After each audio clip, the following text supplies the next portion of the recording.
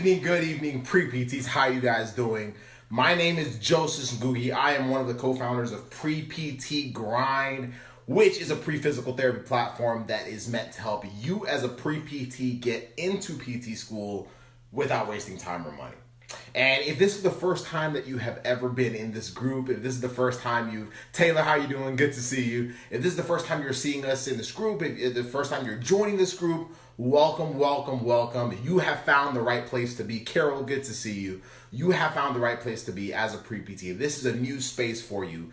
Every single Thursday night, Casey and I are the co-founders of Pre-PT Grind together. We come into this group to take care of you, serving you with information that we wish we knew, things that we have really collected from the conversations we've had with our students that are in the accepted system. I know y'all see the logo back there.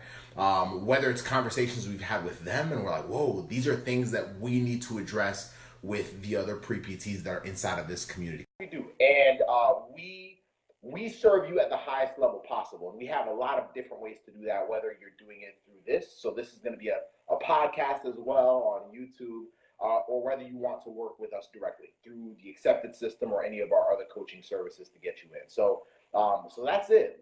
Let's get this thing started. It should be letting Casey on. Let's see if it allows him. Casey, it's saying that it's adding you, so we'll see if it'll let you on.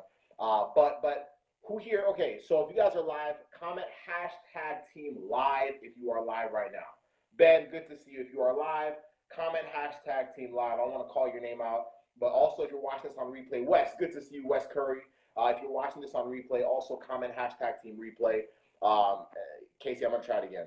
So comment #teamreplay if you're watching this on replay. The reason why we do that is simply because every time we're sharing, if you ever watch any of our streams, if you're saying, oh, this is something that other people do, well, then that's the way it works. Is Facebook literally says, okay, whenever there's more comments, we're going to keep popping it up. So it just allows the video to stay surfaced for the next few days so more people can yell. Paul Ocean, good to see you. Quentin, good to see you. Man, Wes Curry, bro, it's been a long time, bro. I hope you're doing well. But let's get it. Casey, how you feeling? Feeling good, man. Feeling good. How are you? I'm feeling great, brother. I'm feeling great. Man, it was an interesting day. It was one of those days where it was more grind. Pre-PTs, I don't know how many of y'all have had any days recently where you felt like, man, like I'm putting in the work, like you grind, and then you just have a day where you're just like, yo, I just don't feel like me. I don't feel like my mojo's here. I was actually having one of those days today, and my wife convinced me to go to the gym. We usually go work out a few times a week. She convinced me to go out there, and literally right after that, I was locked in. I was like, okay, let's go. So I'm back to being myself. So find out what your outlet is. But we'll get to that. Tonight's topic. Allison, good to see you. Brandon, what's up? Tonight's topic is the three key pre-PT skills that we would focus on mastering if we were reapplying today. So if Casey and I were currently pre-PTs, if we were applying in 2019 and we were applying right now, we're going to share with you three key skills, three key pre-PT skills that a lot of people really don't spend a lot of time on, and that's why we're sharing them with you. And the reason being is it's just that like we're seeing what the difference is between students that are getting in and students that are stuck. Like there are certain like it's not just by chance, Casey, is it? Like it's not like we're really watching them side by side and we're saying, okay, the ones that are crushing it have certain things, like success leaves clues. So the ones that are getting in have certain qualities that they have invested time in acquiring, and the ones that are getting stuck, whether it's GRE, whether it's application, whether it's quitting, there's a lot of pre-PTs that are quitting. And that's why we're here, to make sure that you're not seeing that as an option anymore if you really want this. And so let's share with you three keys. If you guys want to hear them, just say yes. We just want to know that we're talking to the right group. Otherwise, Casey and I can Casey's had a long day at work. My wife and my puppy are waiting for me, and we can just go chill and enjoy the rest of our night. But if you're interested in hearing what these three skills are, comment yes. We just want to know that we're talking to the right group of people. That's it. That's it. All right, Taylor. All right, Taylor, you're in the right place. Perfect. Perfect. So if you want to hear this, just comment yes, perfect, and that even if you watch this on replay, I want to know who is locked in on understanding these key skills. Kyle Rice, let's freaking get it. All right, let's start with number one. If you want to take notes, if you want to rewatch this later, do as you may. Man, good to see you. Number one, understanding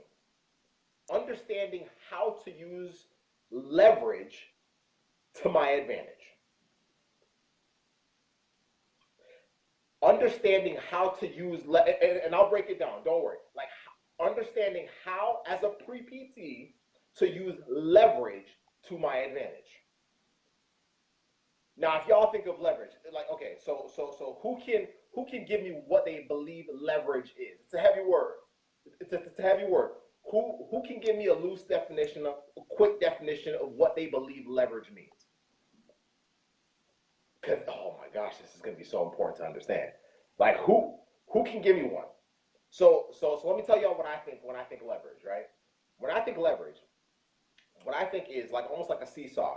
Like, or do the little hand emoji if you, okay, financial leverage, perfect. So do a little hand emoji if y'all ever played on a seesaw growing up. Paul says control over something. Who played on a seesaw? Like, listen, we didn't have no iPads and all that, so we had to figure out how to deal with seesaws, swings. Do swings still exist? Swings, dirt. So old. Yo, seesaw days. You know, the most dangerous piece of equipment in the playground. You know, no. The most dangerous piece of equipment in the playground. I don't know if y'all remember this. You know the little like horse thing that was on a spring and it would just kind of go back and forth? Did y'all ever play with that? Listen, that was the most dangerous piece of equipment in the playground. Period. But seesaws.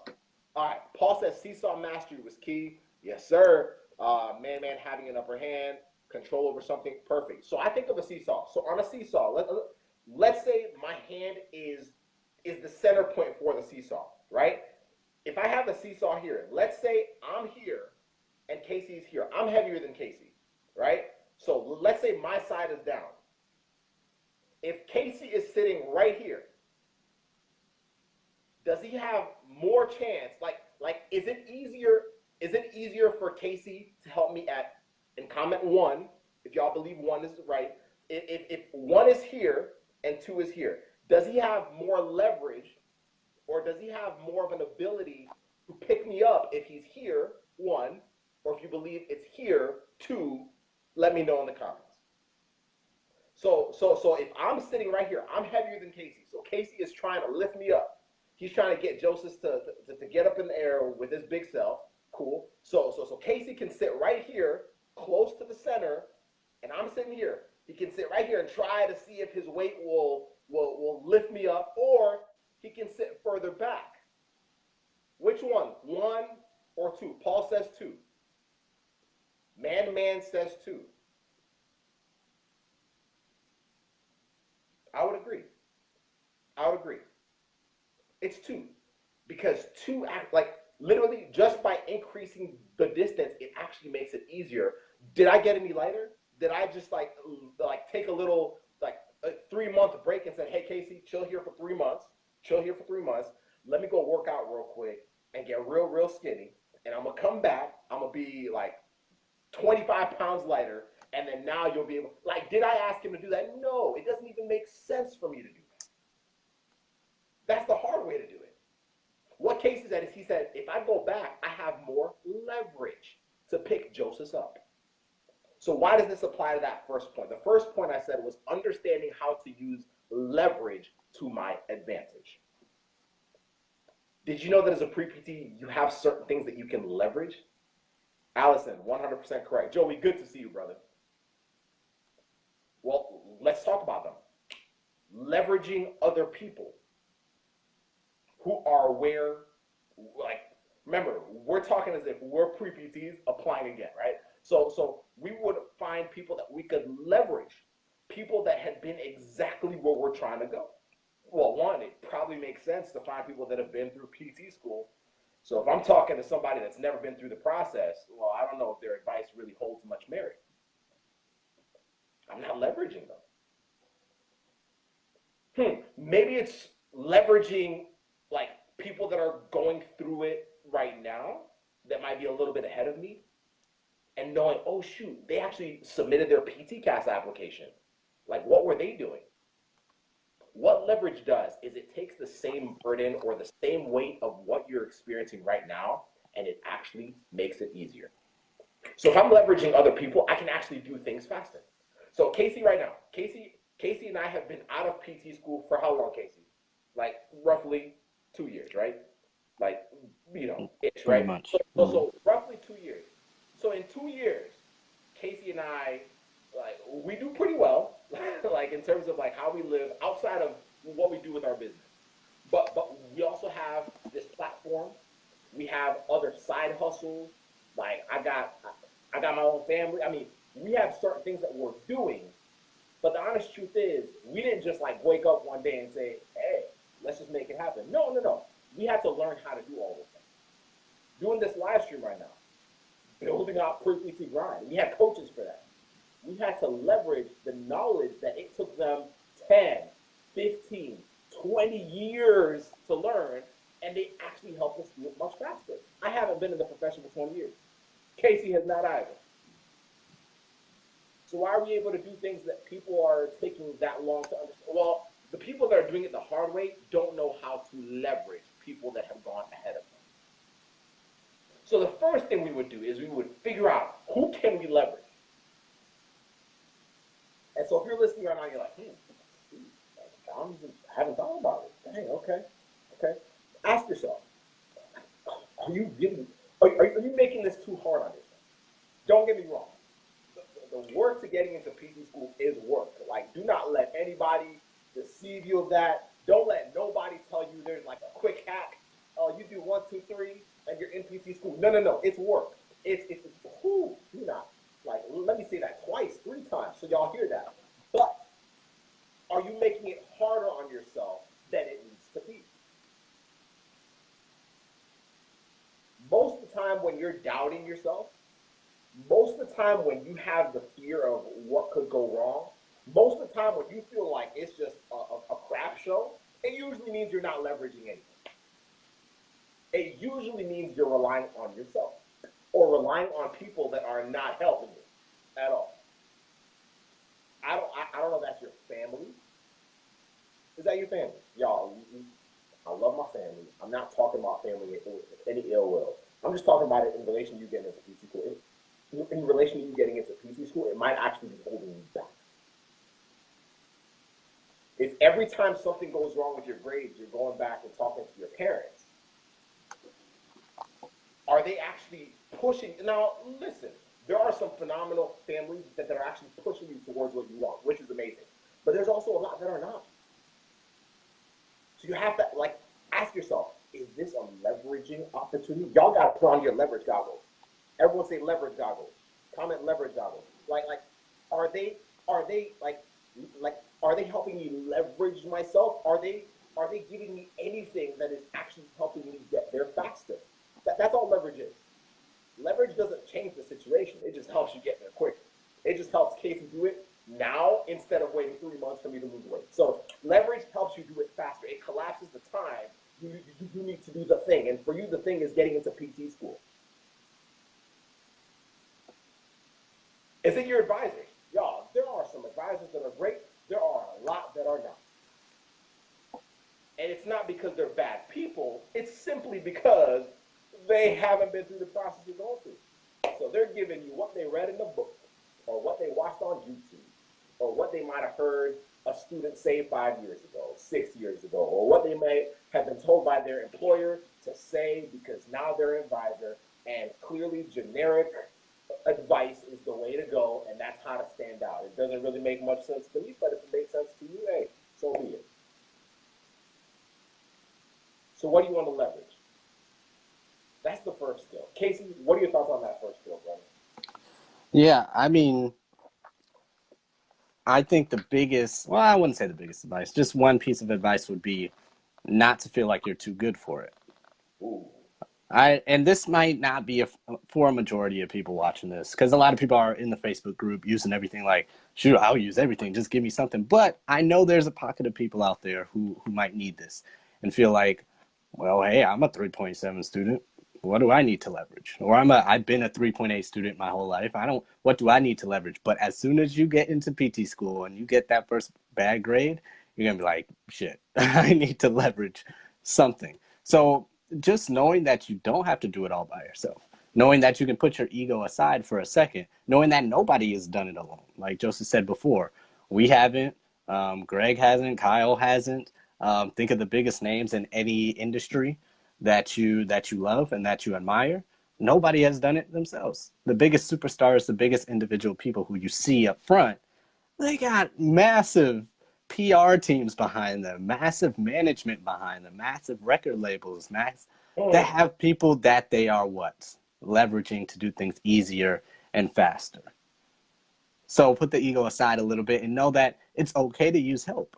It's okay to reach out. It's okay to ask questions. It's okay to not do everything by yourself and say, oh man, I got here all by myself. I did it all because of me. Like, no, nobody does that. And we certainly haven't.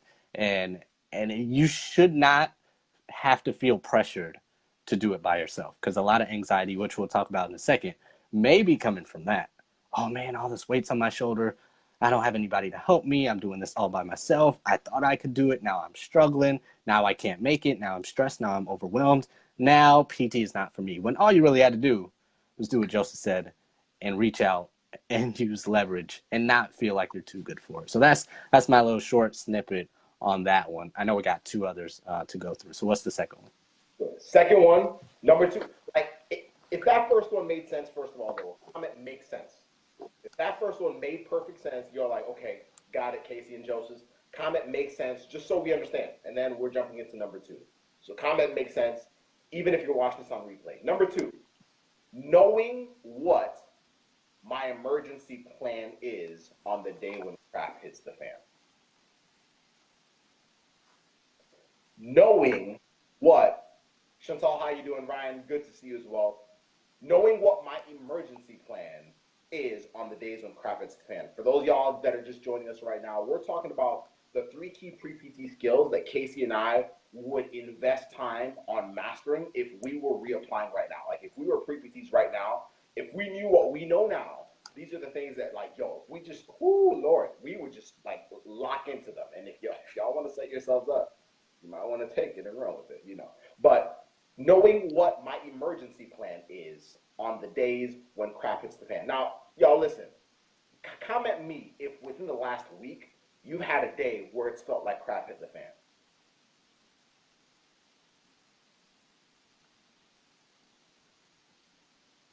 Comment me if you've had a day in the last week. I'm not even talking about the last year. The last week you had a day where crap hit the fan. Maybe it's literally, it might be as simple as, yo, Casey Joseph, like, I had this day locked in for the GRE and I had everything planned around it. I had like a family trip that was like the week after because I was planning on celebrating and this, and oh my, it was gonna be so amazing. And then I actually got a worse score this time around. Crap hit the fan. Maybe you were applying and you were going through PTCast and you submitted your app, and then you realized afterwards there was something that you completely missed, and so it disqualified you. Crap hit the fan. Maybe you thought you were about to crush it with the class you were taking this summer. Dang, that final just ate you up. Crap hit the fan. Maybe it's something more personal. Maybe it's something at work. Maybe it's just having a day where you're just like doubting yourself and having a low day. Just, it feels like crap hit the fan. Well, the honest truth is we all have those days. Like, don't let anyone ever deceive you into thinking that they don't. Don't let Casey and I deceive you into thinking that. Yeah, I know we're always like very positive, but we are human beings. We just know how to handle ours better than most. I had one of those days today where I just felt like, yeah, listen, put me in a bed, just cover me up, feed me chocolate and hot, I don't know what, and then just let me sleep for the rest of the night. I had one of those days. And keep in mind, I had a lot to do today. And yeah, I still got it done, but it was actually my wife who hit me up, and I put this on my Instagram story if y'all saw that. But my wife hit me up. She's like, Joseph, like, let's meet up at the gym at 5 o'clock. I was like, oh, I don't know. Maybe not today. Maybe tomorrow. Maybe, but she understands, but she means business. If y'all have followed her, y'all, she's like an athletic beast. She's been on an amazing health journey, absolutely inspirational. If y'all want some inspiration, go follow her. But she got me to drive 40 minutes to the gym, and it's a high intensity interval training gym that we go to, and I was like, oh my goodness, like y'all, when I showed up, I was dragging, like I'm not even playing, like I was like, y'all, just somebody just put me in the trunk or something, and I walked in there, did not want to do it. The first thing we did was a 1,000 meter run, and I was like, oh gosh. And so as we were doing it, I literally, yeah, she cracked that whip on me, Brenton. She wasn't playing. And like, so as we're going, like, she's like smoking me. Like, I was like, yo, how am I, like, I can keep up with her. I was like, yo, how is she blowing me out of the water? She was locked in. So I was like, yo, let me just try to keep up with her and just like staying within a few yards, and hopefully that'll do it. We get back, I'm already tired because I just was not in the mindset to work out. Like, and then literally halfway through the workout, it's a 1 hour. Like, I think I burned like 700 some calories because that's how you always leave. Like, it's wild. But halfway through that 1 hour session, y'all, like, it started to shift. Like my energy started to change. Like I started feeling like myself. So the way I am right now, I probably would not have been able to do a live stream at this level had I not done that. Like literally by the end, I was like, let's freaking get it. Like I was locked back in. I was back to being myself. But the honest truth is, like, that's my emergency plan. My emergency plan is her. Like I know that when crap hits the fan, she's the first person I go to.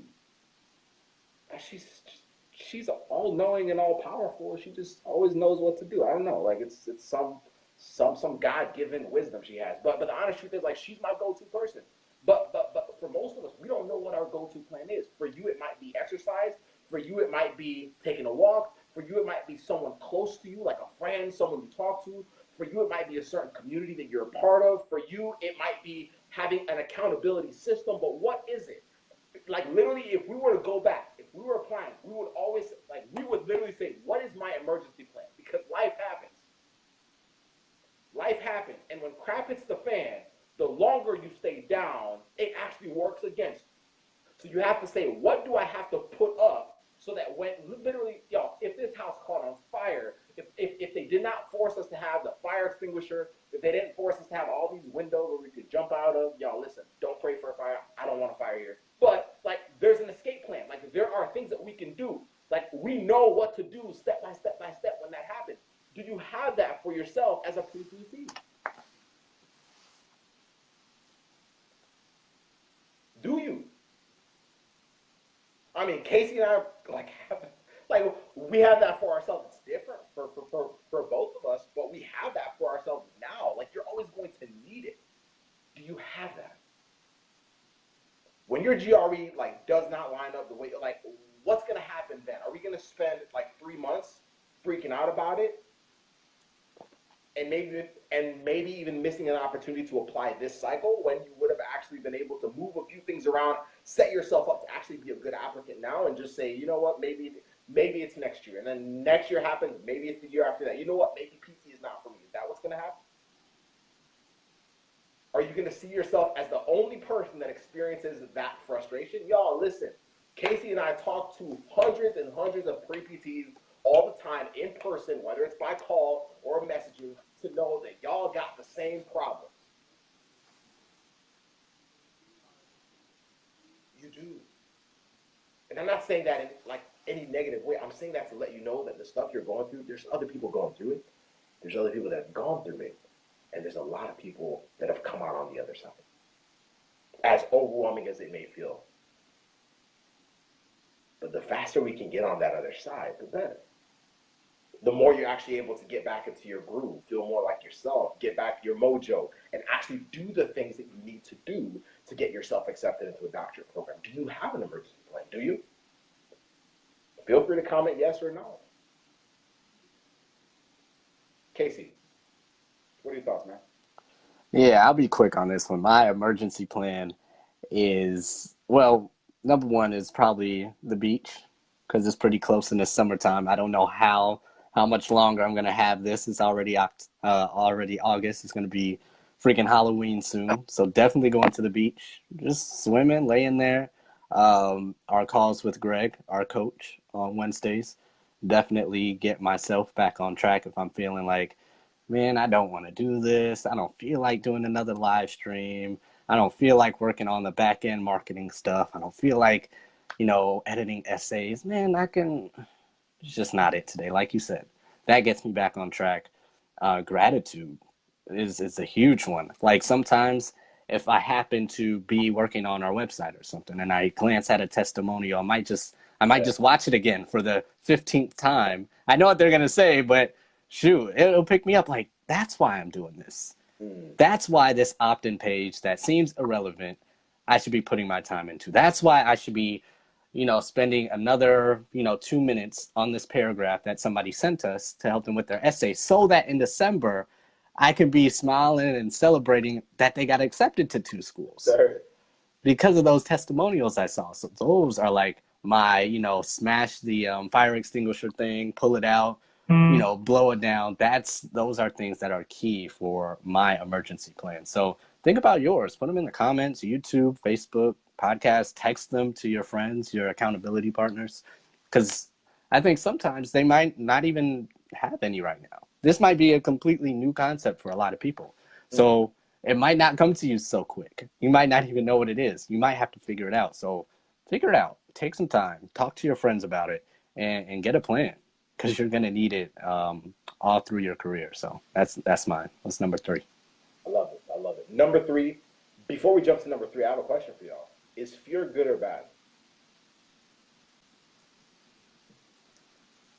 And I would love for y'all to comment it because I want to know, is fear good or bad as a pre-PT? Like, is it good for me to have fear? Is it, does it hurt me to have fear? Wesley says both. Taylor says depends. Is it good or bad? I want you to really think about that. Fear is good. Okay. So we have it depends. We have both. We have good. Fear can motivate you. Okay. Fear is normal. I like it. Keep them coming. Keep them coming.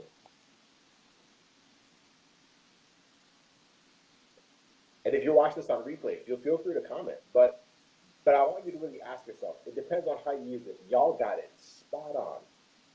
The last thing that we would have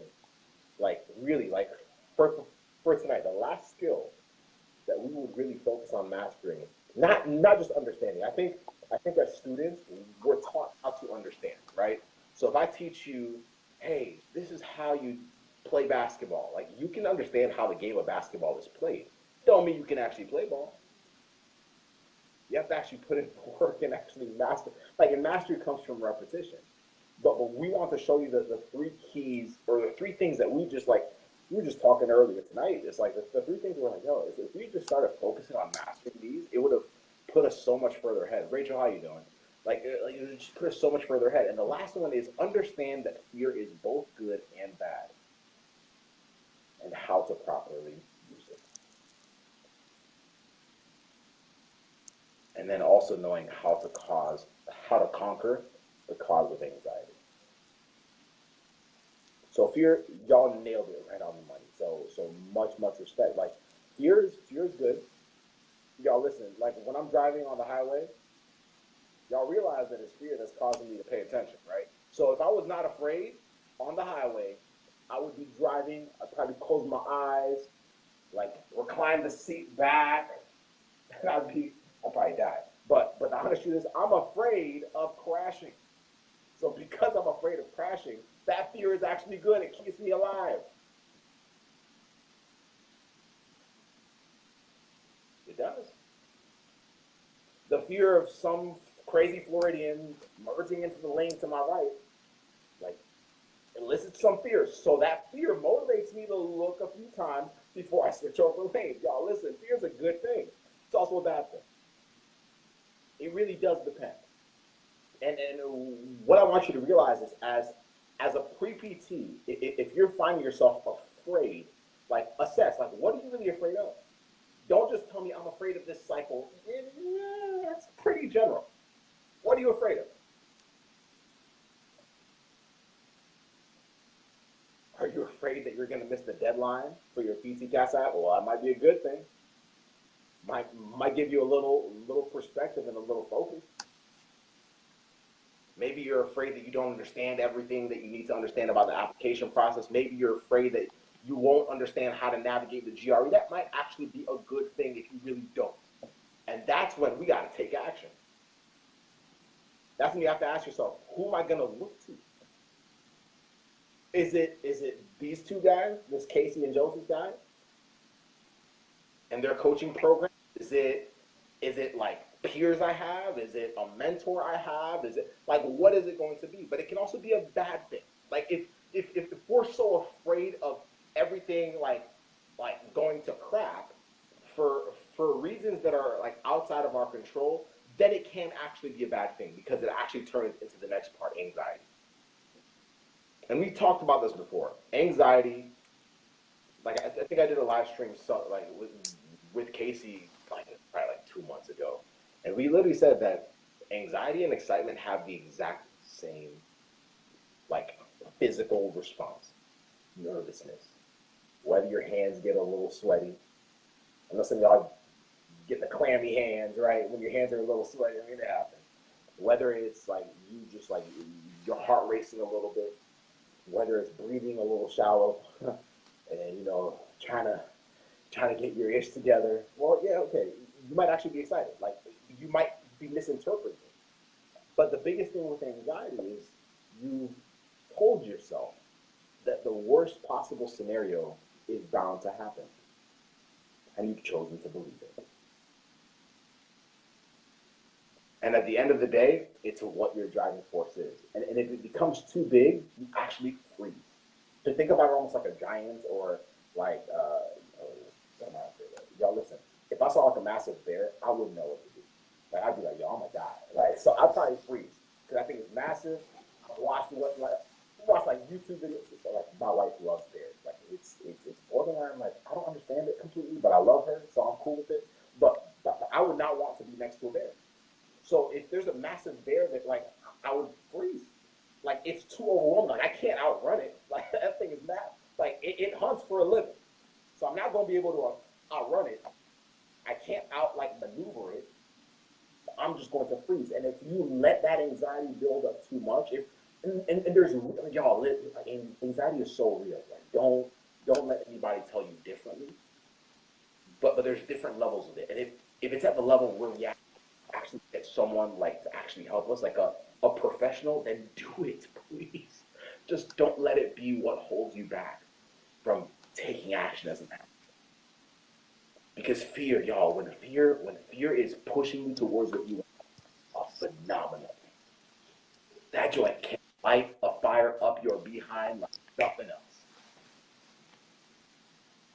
Y'all, when I'm afraid that I'm gonna sleep in the next day and miss my first eval, like, y'all, listen, I set an alarm. Like, it leads to action. Good fear leads to action. Bad fear leads to stagnation, or movements or activities that are pulling you away from what you want.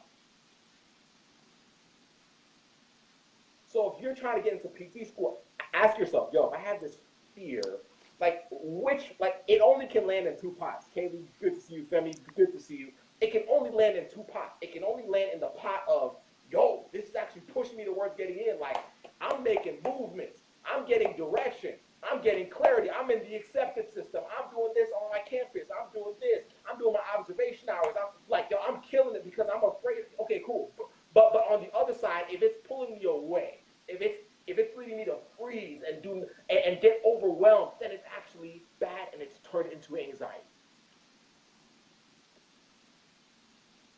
we have to start understanding, yeah, good fear always leads to action, good action. But you have to decide, what do I want? Because the reason why we're even doing this live stream, yeah, like we can go back in time, but we're already PTs, so we ain't never gonna fly yet anyway.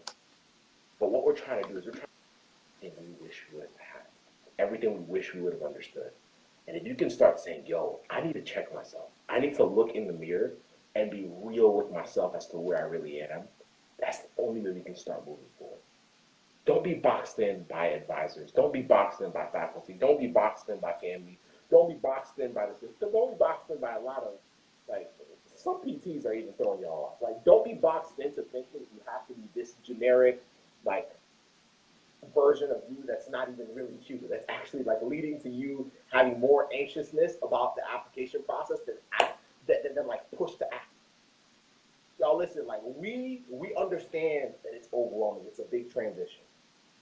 But use fear to your advantage. And if you're finding yourself stuck and you're like, oh, like, this is actually, you know, like, reach out to us. Like, let's talk. Let's see where you're at. Let's see how we can help you. Y'all, we deal with this all the time. Like, this is what we do. Like, we treat patients by day, and then we take care of pre-PTs by day and night. Like, it's like, I don't know, we're like living multiple lives. Like this is what we do. But let's address it, because if you do want to get into people, like, don't guess. Don't put yourself in a position where you're having to, like, about the worst cases. Like, y'all, it's all action based. It's all action based. And if you're like, yo, I want to take that leap ASAP, like, I want to think, okay, cool, reach out to us. Let's talk. Let's hear where you're at, and we'll tell you how we can help you and get you locked in. But Casey, as we're wrapping it up, man, what are your thoughts, boss? Yeah, I have 2 audiobook recommendations. You can even YouTube this like I do and see, like, you know, those little cliff note videos of the books. So one is Flinch, or I think it's The Flinch by Julian Smith, Julian with an E, I-E-N. And the other one is Why Zebras Don't Get Ulcers. I know it's weird. It's weird. It sounds like you've heard of that book before, Joseph. Now, The Flinch is really just talking about stuff that hasn't happened yet, like taking a cold plunge, you know, stepping in a cold shower, and, you know, somebody who's about to hit you who hasn't hit you yet, even in a car accident. If you're, you know, a truck swerving over and you flinch, try to move, it's about stuff that hasn't happened yet, right? So with a lot of our fears, we've said this before. If you're watching this another time and you're a frequent fan of ours, we've said this before. A lot of your fears are stuff that hasn't happened yet. So to me, it's like PT-CAS is making you flinch. Your grade that you think you're going to fail in your anatomy test is making you flinch. The GRE is making you flinch. PT-CAS is making you look like a punk. That's what I really feel like. Like, the test you're about to take, your fear of not getting in is making you flinch. It's punking you out. This application cycle is punking you out. And you're flinching with stuff that hasn't even happened yet. Is it a real fear? Can it really hurt you? Of course. Do you need to be prepared? Yeah, of course. That's what Joseph just said. But a lot of times you're being punked. And you're being punked so bad that you don't get accepted. So you know, Google that book and kind of read it, watch the videos, kind of see what it's really saying and apply it to your life. The second one is Why Zebras Don't Get Ulcers. Basically, another perspective of what Joseph was saying. We have to use all of this energy, all of this fear to our advantage. Because if not, that's what animals in the wild do. They use it and they either fight or they flight. But a lot of times, we have that same fear and the same physiological responses are happening in our body, but we're laying in bed, staying up till 3 a.m. while that cortisol is building up. Then we wake up the next morning and we don't have any energy to fight for PT-CAS, to flight from our real fears, because we're just sitting there not using it for what it's intended for. Exactly. So we need to use this fear. We need to use these physiological responses for the right actions to get accepted, as opposed to not getting accepted. So Google those. Why Zebras Don't Get Ulcers, and The Flinch by Julian Smith. It's just going to give you a little different perspective. It'll shake you up a bit, but apply that to your application process. Don't let PT school punk you. Don't be looking like no punk. And if you don't want to, if you need some people behind you, if you need a squad to roll deep so it don't punk you, we got that. It's behind Joseph's head. Free PT Grind, the accepted system.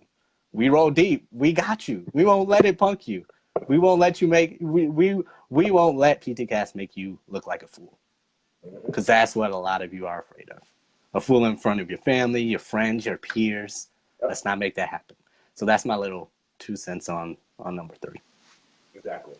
So that's you, and y'all like, yo, this was so good tonight. Cool. I just need help with applying it.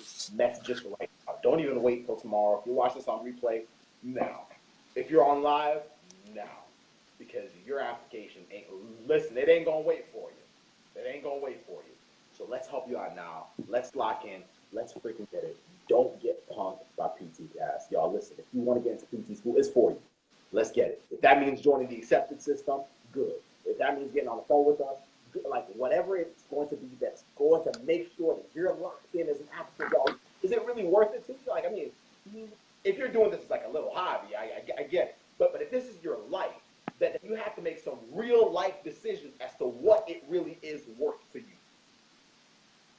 And if you don't know what that is yet, you might have to like really, really self-check what this whole process is. Because this ain't a game. I mean, this is our life. This is your life to be. If you want it to be before. It's up to you. So message us. Let's talk. Let's get you locked into PT. Y'all have an absolutely amazing, amazing Thursday evening. Many blessings.